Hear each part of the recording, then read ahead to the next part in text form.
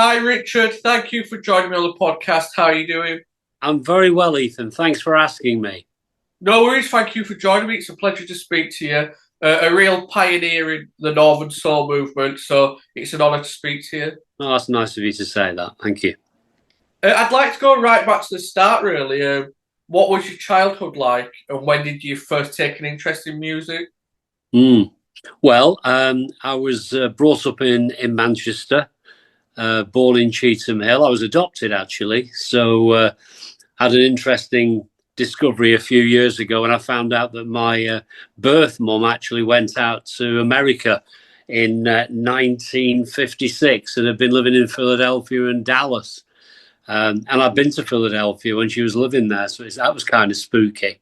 I never did get to meet her, but I was happily brought up in Bolton with loving parents, and I suppose my first, um, obviously when I was about 10, I was aware that radio shows like Two Way Family Favourites were popular, so we'd listen to those sort of shows, and I'd hear records by people like Bobby Darin that I thought were quite good, the American side of music.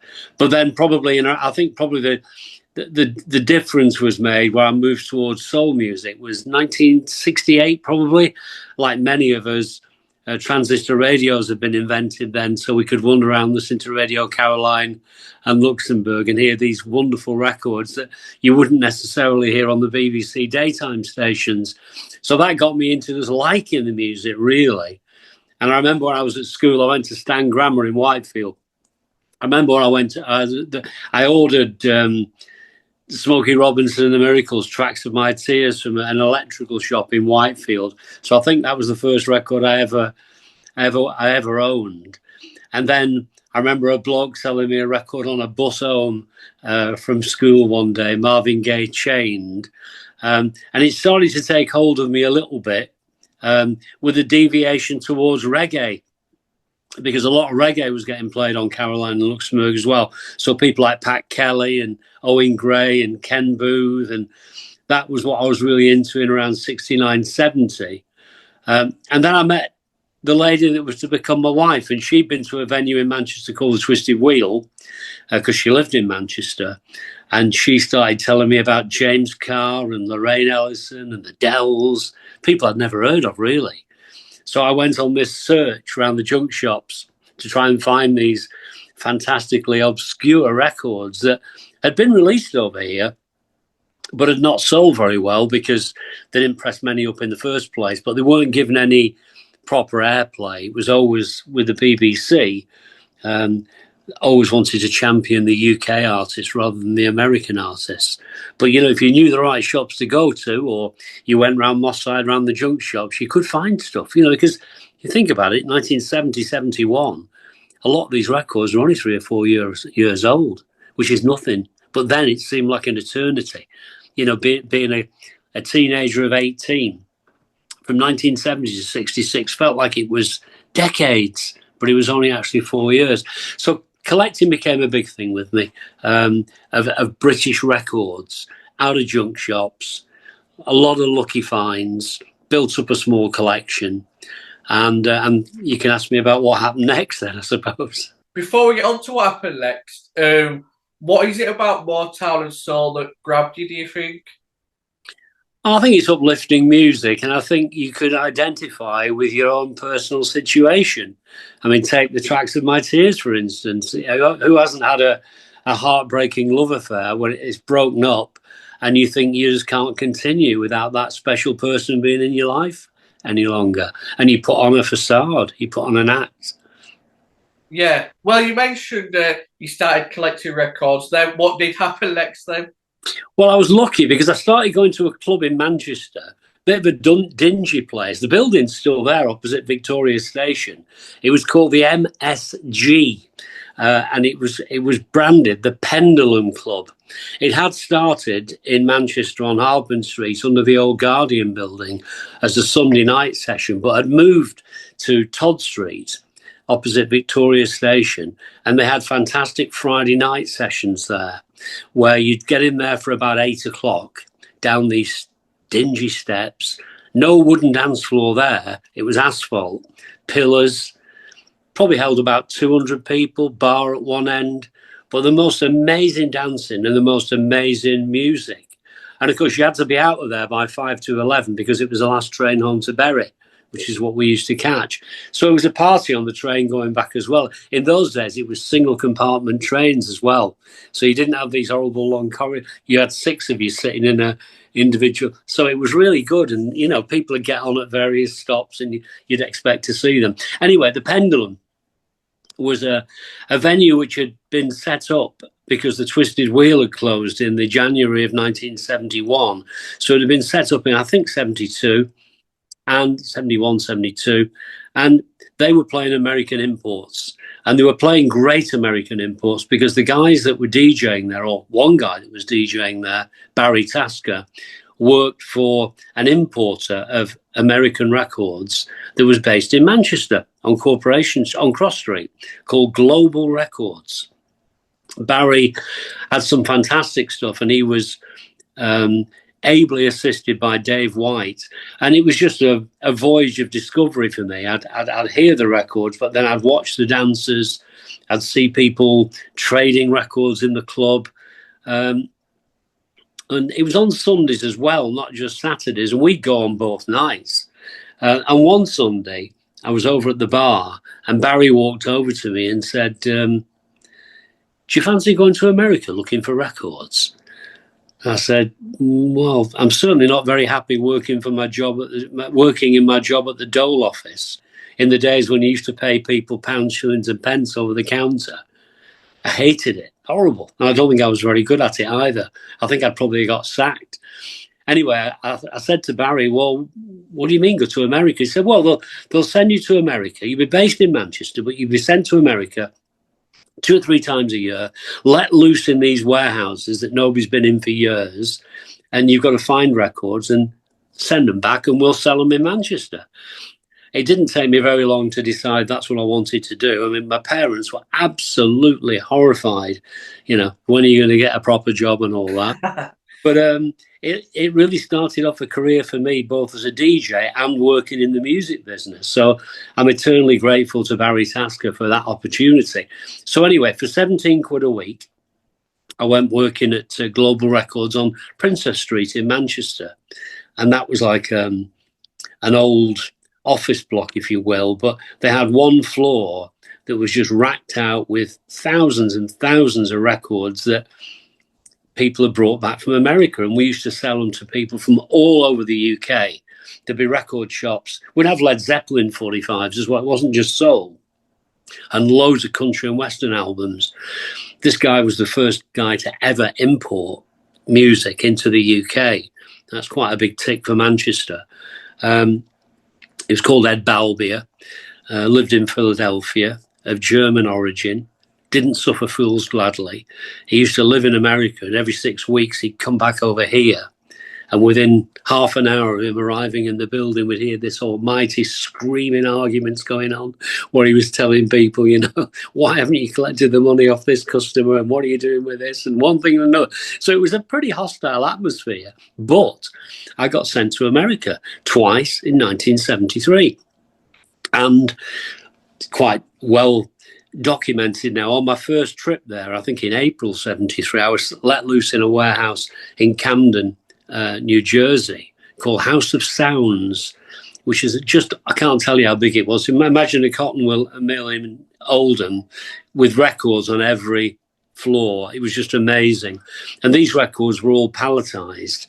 So you needed a truck, one of these sort of manual things to get the pallets rearranged, so you could dig in and go further and further and further in to find these records.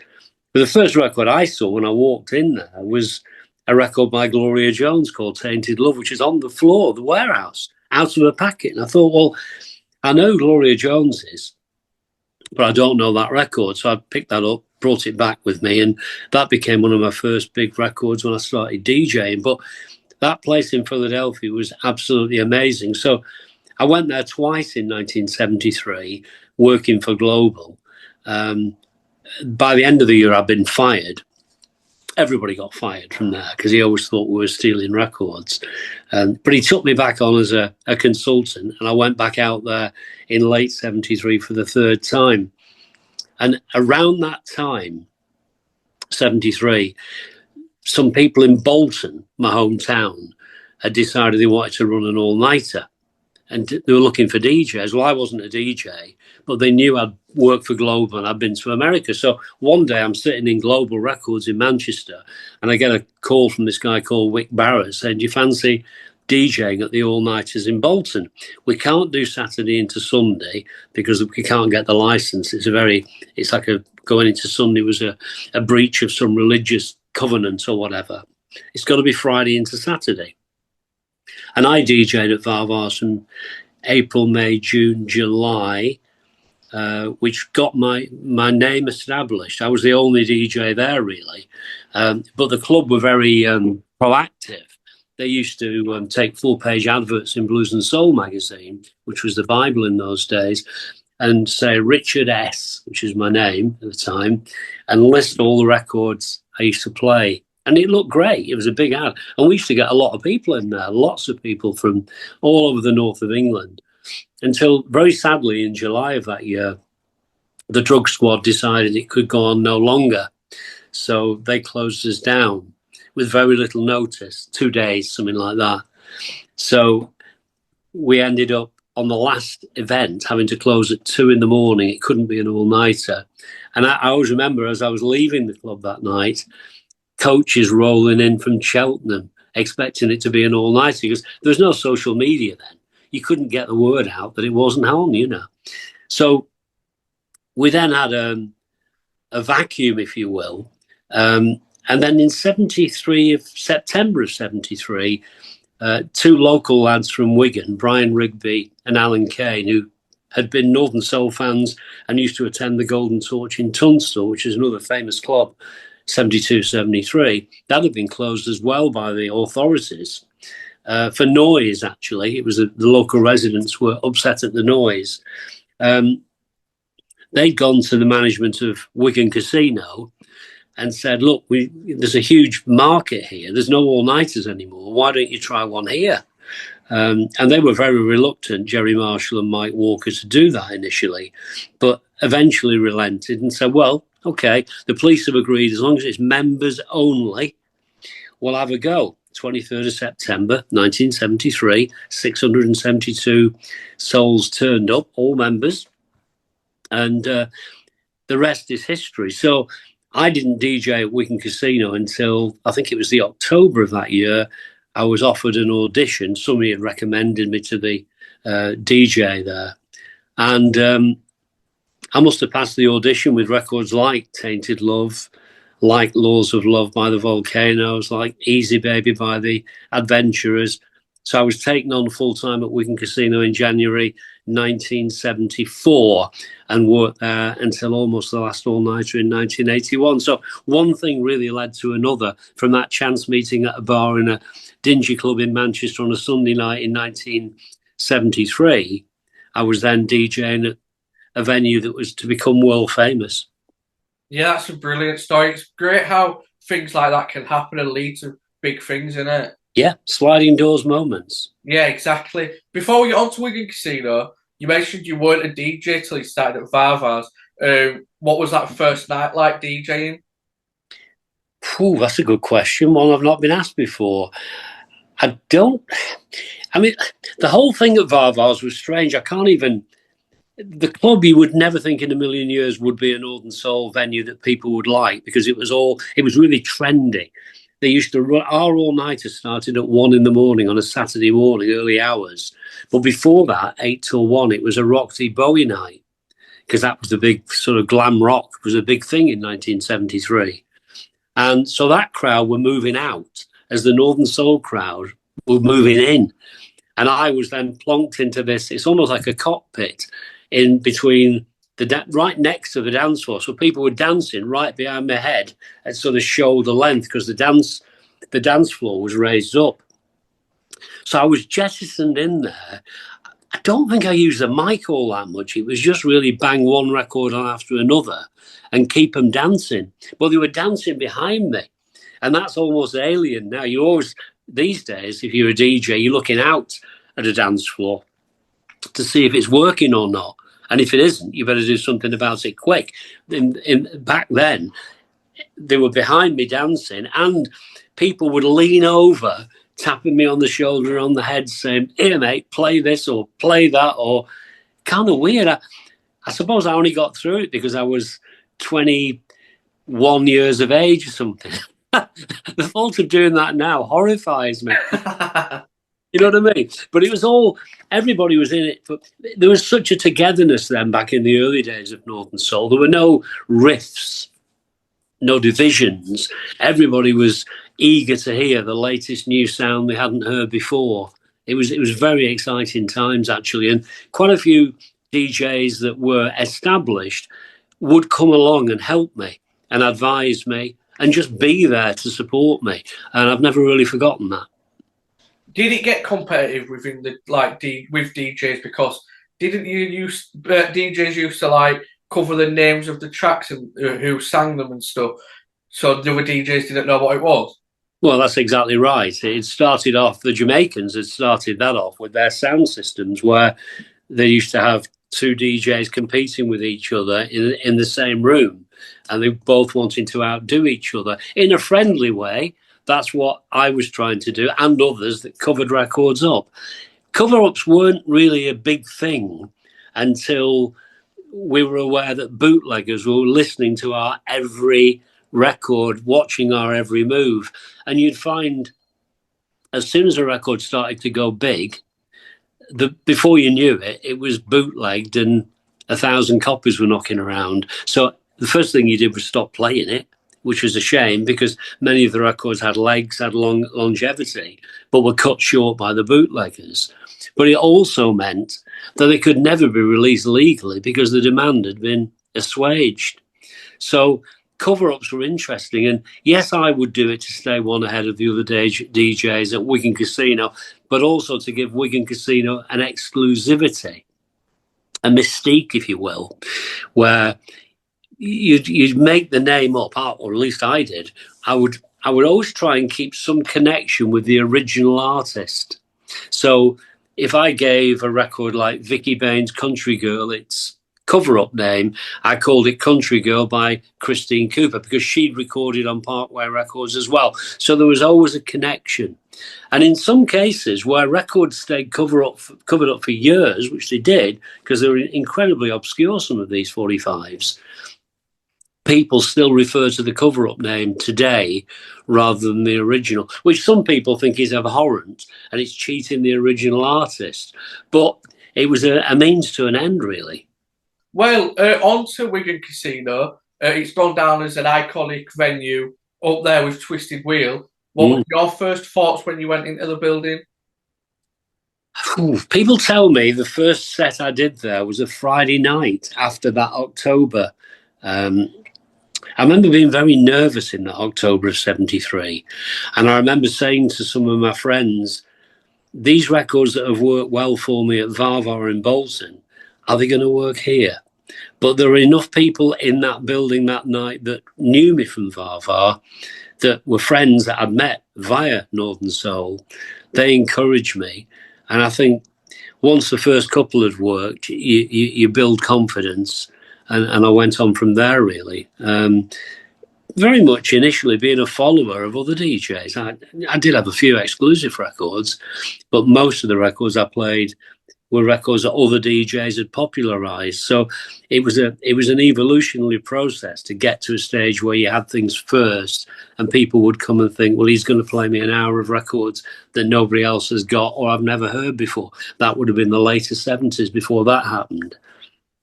Just to answer your question, sorry, I didn't properly answer it. It was an awesome experience being there because it looked so big. I mean, after Vavas, which only held maybe 300 people, this place held 1,200, 1,500, had the balcony, you had these fluorescent lights hanging down, you're on a big stage with gold curtains behind you. And that dance floor, if you did clear it by playing the wrong record, was a pretty unforgiving experience. It's how am I going to get them back again? Look what I've done here. It was like the parting of the Red Sea. You know what I mean? As a DJ, I think you've always got to have a backup plan. So if something you play doesn't work, then you've got something that is going to work the record after it, or you're in trouble. You don't want to be playing 2 or 3 that don't work in a row. Let's say back then you go to Wigan Casino with your set of records that you're going to play. What is the set like? Is it slowly building it up, or are you getting the rotation straight away? How does it work? Well, the first thing to do is to be there to hear the DJ before you, and maybe the DJ before him, so that you're not repeating records. So that was important. So if I was on at 2:30, I'd make sure that I'd be in the building from 12:30. So that didn't happen. I would usually try and start with something that people would expect me to play, something that I knew was going to work, and then become braver, more brave as the set went on. And sometimes you knew you got a crowd that were really with you. And, conversely, you go to places away from Wigan and you really wouldn't be able to get away with anything that wasn't really well known. It was horses for courses. And I think that's one of the key attributes of a DJ, is to, not say too much on the mic, but do talk enough that people know you're there, but also to be able to read the crowd and to anticipate. What's that like when you start getting a following? Like you mentioned with Vavas, they went to Wigan Casino to see you. So what is that like once you start getting a following and you kind of know your crowd? Well, I think they'd have been at Wigan Casino anyway, because Vavas had closed by then. So Wigan was the next resort, if you will. We'd had the Torch, we'd had Vavas. Where else is there to go? Well, it's Wigan. So Wigan did open at the right time. Yes, I did get a following in time. I mean, there were people that would make sure they were in the room when my set was on, because they knew, especially in the later years at the casino, that they were going to be hearing records, or almost every week I'd be playing something they hadn't heard before, which was always very refreshing to know that there was that sort of following. I think all DJs have got a following of some description, and it's built up over time. You nurture something like that. Yeah, definitely. What are some tracks that take you back to Wigan Casino and Vavas, and what are some tracks that went down best in them 2 venues? Well, Vavas, I remember records like Number One in Your Heart by Herbie Goins and the Nighttimers being a record I can remember going down very well there. I seem to remember the Velvets, Gotta Find Me Somebody, was another very popular record there. Slow Fizz by the Sapphires, Countdown, Here I Come by the Tempos. They were all records from that Vavas era that were played by other DJs at the same time. Then from the casino, I suppose I should really talk about the records that I had as exclusives that remained rare for several years and kept people guessing. Records like Cecil Washington and the Group, I Don't Like to Lose. We've mentioned Vicky Baines' Country Girl. The Joke's on You by Kenny Gamble was another big one for me there. You Should Have Held On by Frankie Carl was huge. No Second Chance by the Deadbeats, which was a white garage record from 1967 that I covered that one up as the Phantom Janitor, which is just such people. What is he talk? What is he? Has he lost his mind? Because it's such an unusual thing, and I did that because in an interview with somebody at Stax Records many years ago, Steve Cropper, the guitarist, had said that there were rumours that one of the cleaners there that worked the overnight shift was the most amazing singer, and that he cut this record in the dead of night that nobody had ever heard. So that's where the Phantom Janitor came from. I love hearing stories like that, little interesting stories. So were you still going over to America at this point? Like, where were you getting your records at this point? Yeah, so 73 was the last time I'd gone to America. In 74... let me think, what was I doing in 74? I was working for W.H. Smith's in Bolton, an outlet called Trax. They opened 3 specialist record stores in the UK. I think one was in Ormskirk, one was in Sunderland, and the other was in Bolton. So I worked there for about a year. And then I was offered the chance, because I was working at Wigan Casino, I was offered to be the buyer at Russ's Records in Wigan. Russ was one of the main DJ at Wigan Casino, and he'd given me the job there. So he said, look, I'm opening a record shop in Wigan on Hallgate, and we think we're going to do quite well, which we did, I think. So I worked there from 75 through the long, hot summer of 76. Which kept me very much in the music business. And I found myself doing a lot of gigs apart from the casino at that time for the Northern Soul Roadshow and people like that. We'd go to places like Barrow and Kendal midweek. And if you were a DJ at Wigan, you were in demand. So that kept me in the business, got me in touch with some music business people as well, because they would visit. The shop, unfortunately, failed in the end because you're too young to remember, but W.H. Smith launched a campaign in 1976 where all chart albums were £2.99. And it's sort of, because they'd done away with retail maintenance by then, you could sell things at whatever you wanted to. So it knocked the stuffing out of us. I mean, yes, we were still selling a lot of 45s, but it wasn't enough to maintain the business. So I had a couple of months doing nothing, and then very lucky, one Friday night, because I used to do Friday nights at Wigan Casino as well, not just the all-nighters. We used to have Friday nights playing a more poppy sort of sound, things like KC and the Sunshine Band and George McRae and all that stuff. Busy, but not as specialist as the all-nighters. A guy called Derek Brandwood came in to see me and said, look, I used to work for ABC Records, and we did an album called Soul Bible, and it sold really well. I've now moved to RCA Records, who set up a pressing plant in Failsworth, and very soon we're going to set up an office in Manchester.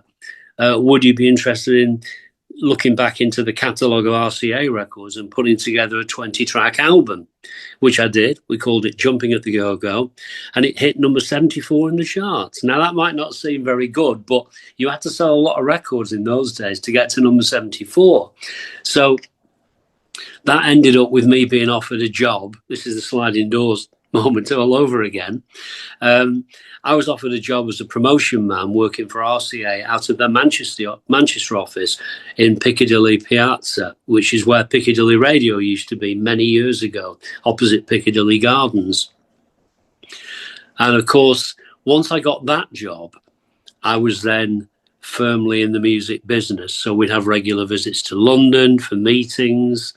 I would get to meet radio station people. Mike Patch was Bradford, Liverpool, Sheffield, and Manchester. And on a weekly basis, I'd take round all the new release 45s and LPs, sit down with the head of music in each of those stations and try and persuade them to put them on the playlist. It was done that way. And you built relationships up. So I worked for RCA for, I think it was 4 years, 1977 to 1980. And in that time, that's how I made the connection with Joy Division and Ian Curtis, because Ian, as a young lad working in Manchester, interested in Lou Reed in a big way and Iggy Pop, would stroll in of a lunchtime, just sit down, have a cup of tea and a general chat. One day he said, well, I'm in a band, actually. And strangely enough, it's a long story this, so I'll try and cut it short, but because punk music was really taking off in a big way, so we're thinking 1977,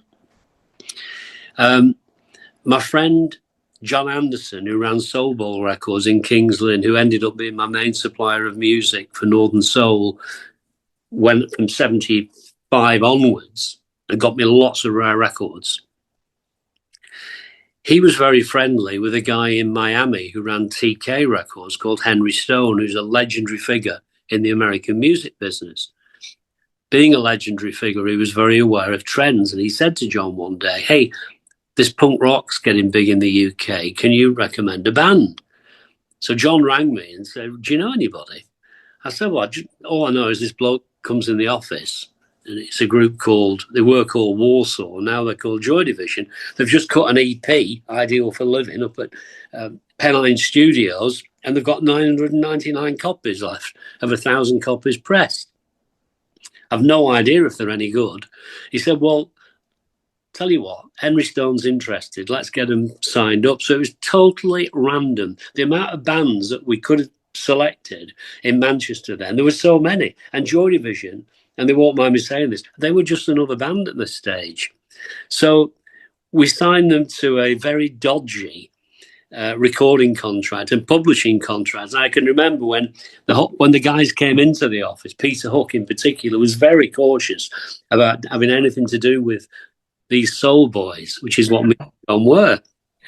But nonetheless, I don't think they were in a position at that time to say anything other than let's give it a go. So April 1978, we went into Greendown Studios in Manchester with Joy Division and spent 4 or 5 days in there with them and cut what turned out to be the embryo of the album Transmission. We thought it was good, but we couldn't judge. We even gave them asked them to cover a Northern Soul record, which they did dutifully. NF Porter, Keep On Keeping On, which was my wife's suggestion.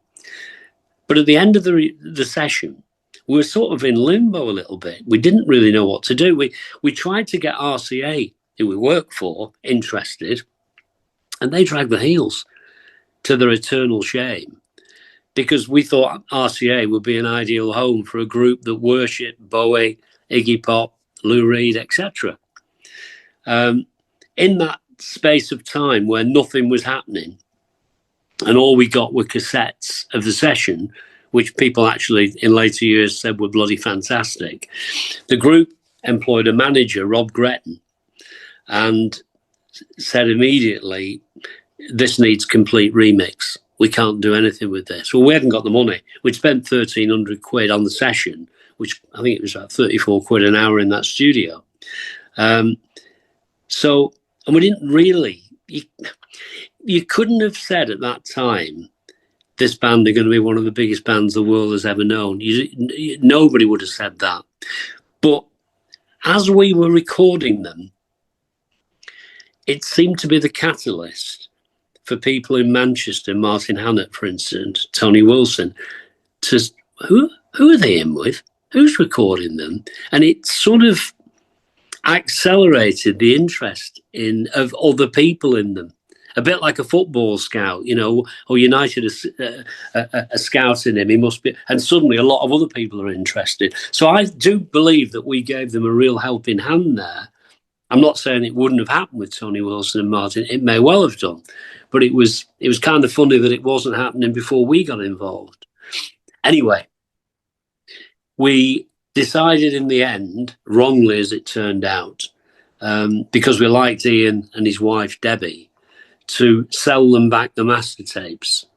So one Monday night in the Portland bars in Manchester, we sold them the tapes back for 750 quid. So we took a hit on that as well.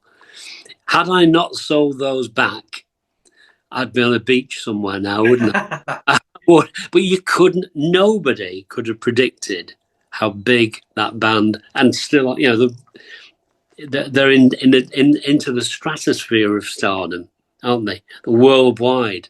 But if I've got a frustration, it's that, yes, I've been in some documentaries about it, but when the Control film came out, which is a really good film, actually, yeah, they just lost it. We weren't even mentioned.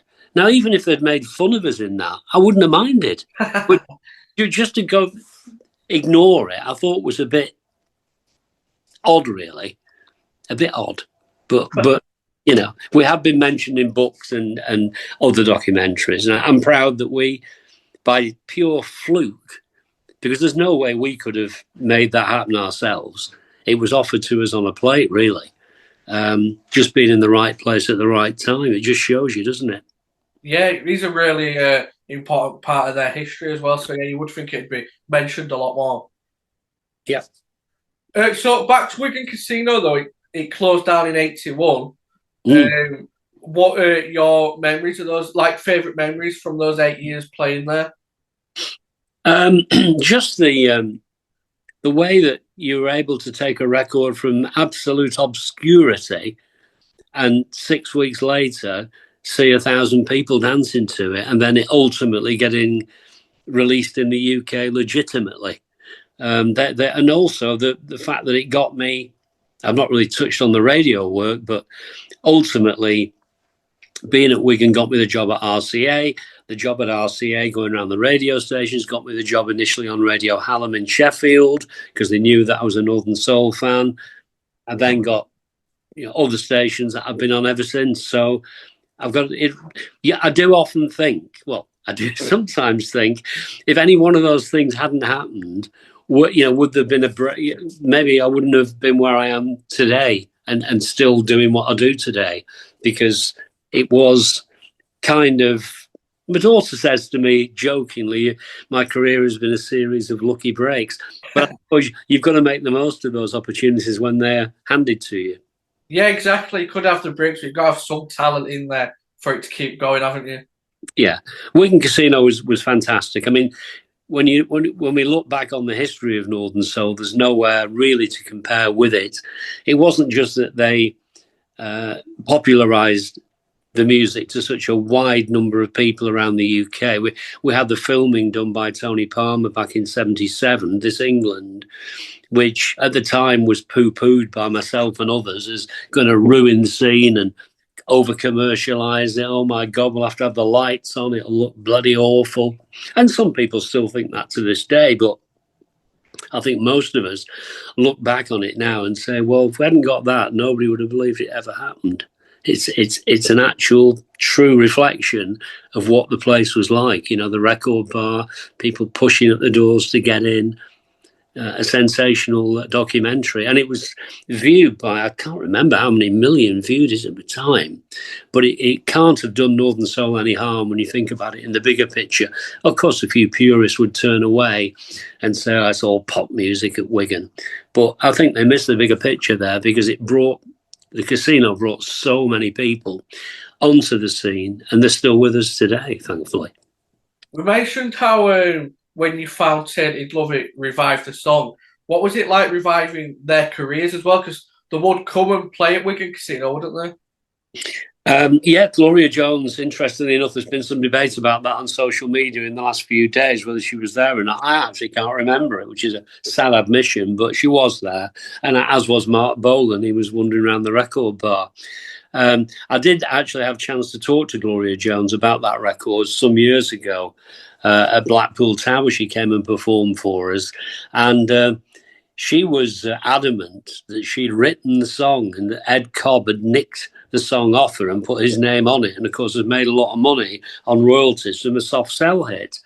And I remember saying to her, she said, Richard, just think about it. No man could ever write a song with those lyrics, Tainted Love. It's a woman's, feelings, a woman's emotions. And I sort of get that. Yeah. And that's something that she would claim if she hadn't done it. But I think that used to happen a lot, didn't it, with people write songs, and then by the time the record actually comes out, it's all been changed so that people get royalties. That's what the business was like back in 1965. Yeah, it's crazy. Who were some of your favourite performers down at Wigan Casino that came to sing their hits? I remember Billy Butler was there. He was pretty good. He was on one of the early sessions.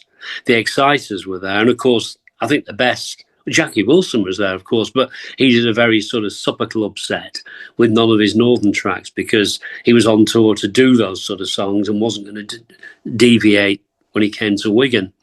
I think the one that surprised us, blew the place apart actually, was Betty Wright when she came in 1975, I want to say. She was absolutely amazing. She'd been playing in Manchester earlier on that night, came straight across from Manchester with a full band, which I guess was KC's band. And she was absolutely incredible. Even though it wasn't Northern Soul, she was actually singing. She was so good, and the records were so incredibly exciting. That's the night that most people would say was the best ever live act seen. We obviously had other best loved performers there, like Tommy Hunt, who was adopted by the Wigan Casino crowd. He appeared many times. Tommy was a fantastic artist over the years, and Wigan Casino revived his career because by then he'd come to live in the UK as well, as had Edwin Starr, of course. Yeah, it's brilliant to hear that. So, with the end of Wigan Casino, was there some like controversy with it where you were playing another venue in Wigan and that last night happened?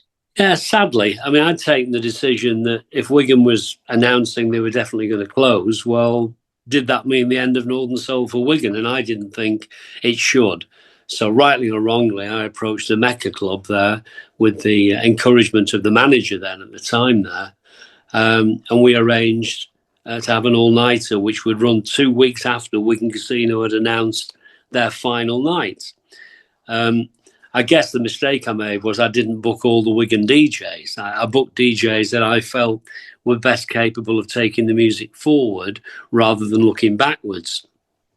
And as a result of, I guess, ignoring certain people, they decided at the 11th hour, I remember I was in Crete on holiday.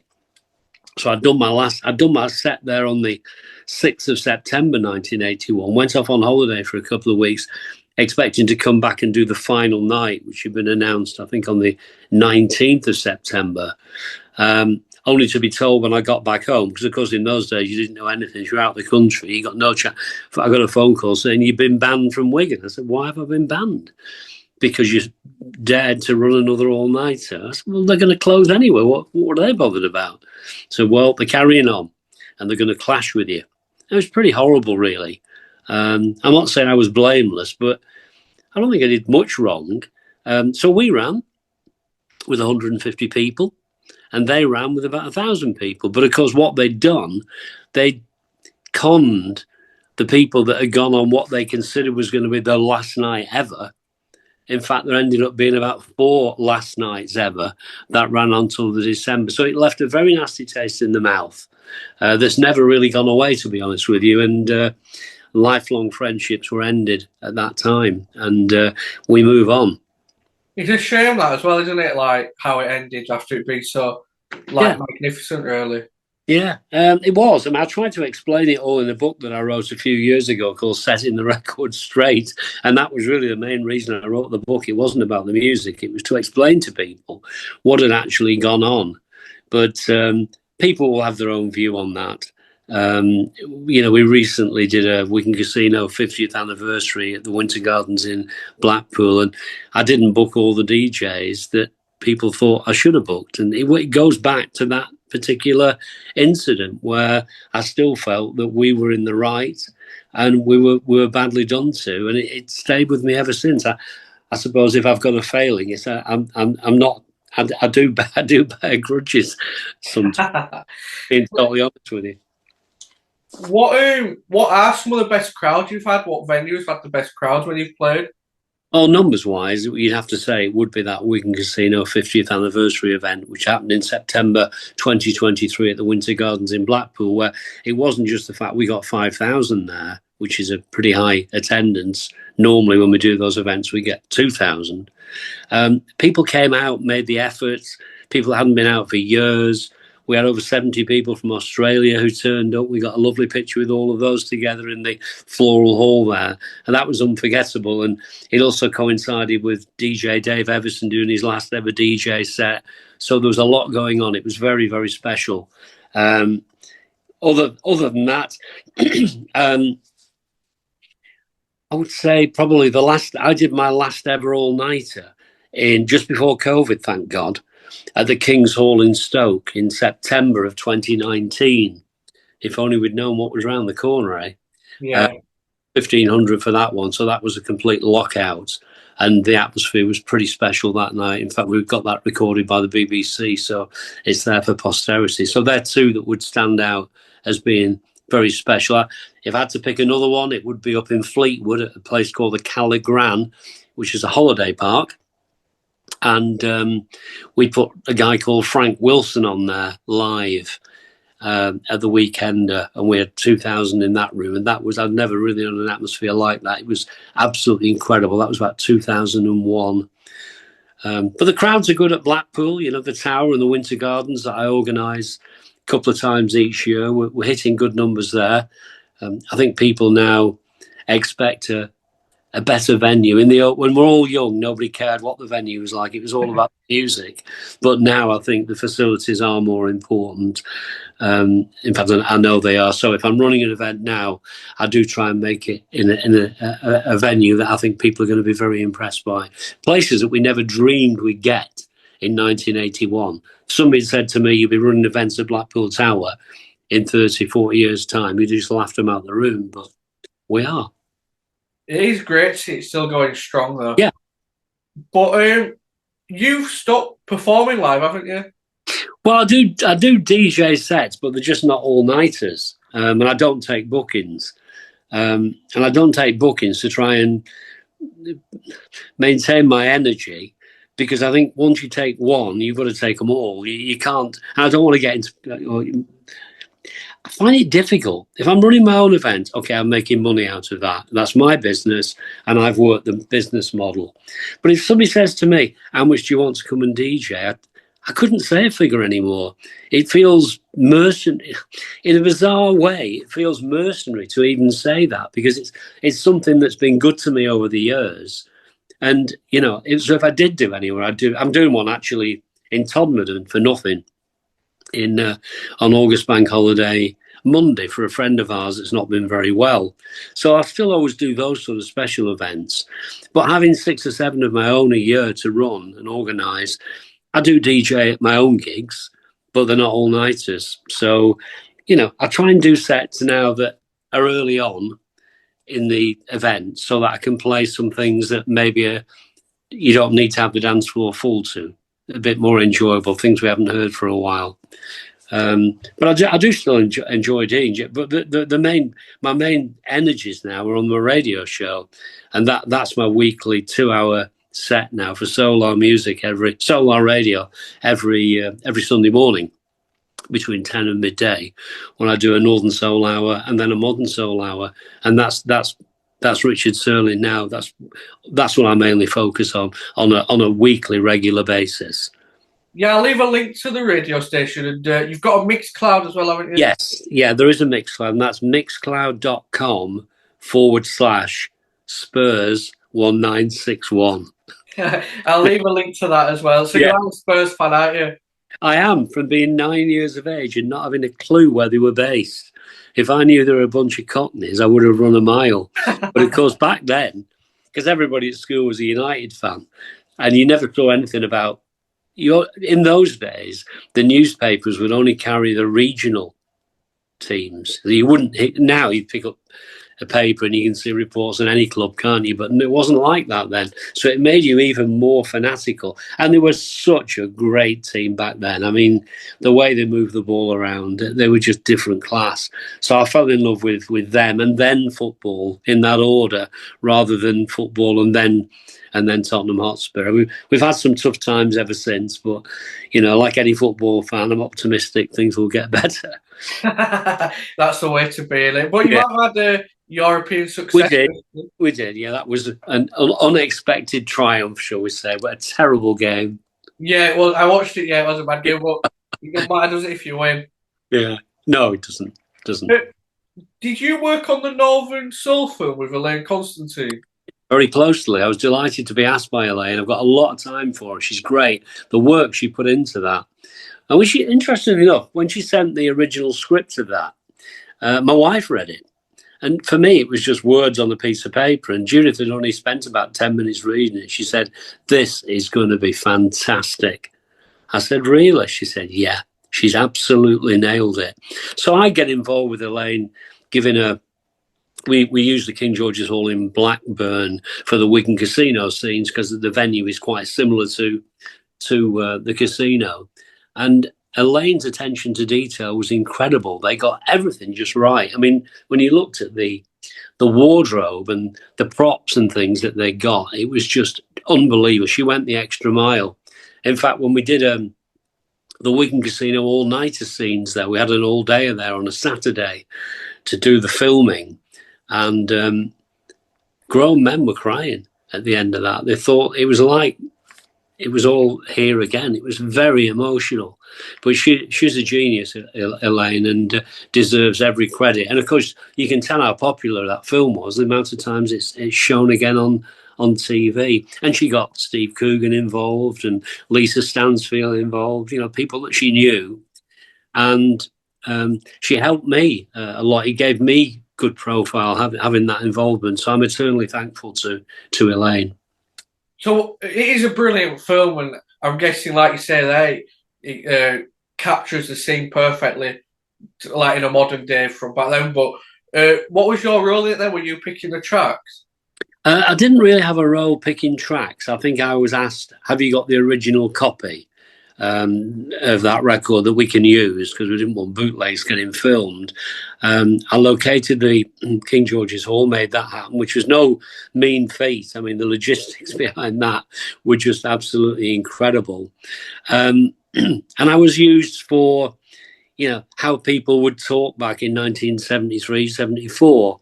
You know, so if it might be about drugs or alcohol or records getting pressed or whatever, what terminology did people use? Because there's nothing worse than seeing a film that traces back in time and they're using something which is a more contemporary phrase that would never have been used at that time. So if you took too many drugs at the time, for instance, you were blocked. If you were feeling bad the day after on drugs, you were coming down. It was things like that that gave it its real authenticity, I thought. It was, and it really boosted the scene. I mean, they say now that young people are coming back on the scene, which they are, which is good to see, but nothing like they were then. It really, really did make a, you know, we had, you know, hundreds of young people at some of the venues then, and some of them stayed. People like Jordan Wilson in Wigan, who was one of the Wigan Young Souls and is now one of the top DJs around, has come through that. So we, you know, it was great. It was a fantastic boost for the scene. And in fact, I think it was because of Elaine's film coming out that I ended up getting employed by the BBC on BBC Radio Manchester, that radio show I did for 4 or 5 years for them on a Friday night. That was down to them finally being convinced that Northern Soul was something the North should be proud of. Yeah, definitely. It is like a massive part of music history as well, isn't it? So it's great to see it's still going strong, like we said, and yeah, that it is getting recognition it deserves. Yeah, exactly. It is. And a truly national, international genre now. And it's just a shame that so many of the artists that made this music and producers and writers are no longer with us. We've tried to bring in as many as we can over the last 8 years at the Winter Gardens to the International Soul Festival. But so many of them have been lost to us since we brought them in. And now I'm trying to put lineups together.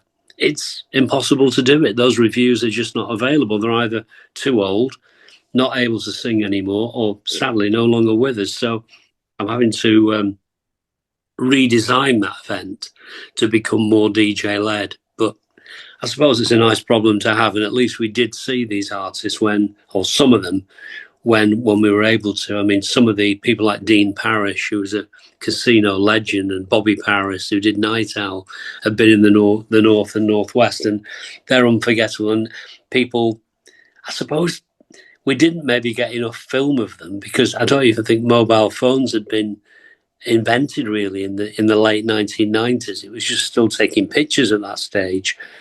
But ones that have arrived since 2000, we certainly have got good films of people like Betty Lovett, Dee Dee Sharp, Bobby Hutton, The Impressions, Little Anthony. I'm very proud to have been involved with bringing them into the UK.